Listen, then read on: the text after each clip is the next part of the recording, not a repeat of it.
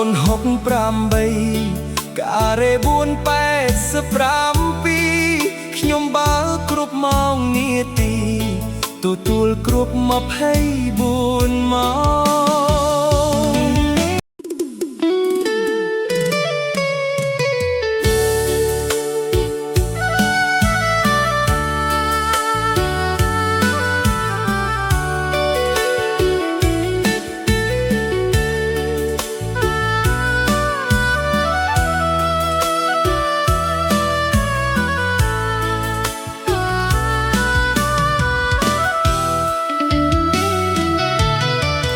ខ្ញុំបាត់សង្សារពី3ខែហើយអូបងអូនអើយ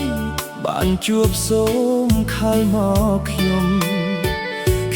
ប្រាប់ភិនភាកនាងស្អាតឬពីរមទំកំពស់1ម៉ែត្រ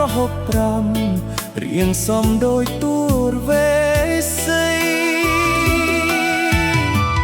បើបងអូនជួបសូមកុំញ៉ែនាងខើមកខ្ញុំភ្លាមលេខខ្ញុំខលបានរី068ការ៉េ485ปีខ្ញុំបើគ្រប់ម៉ោងនាទី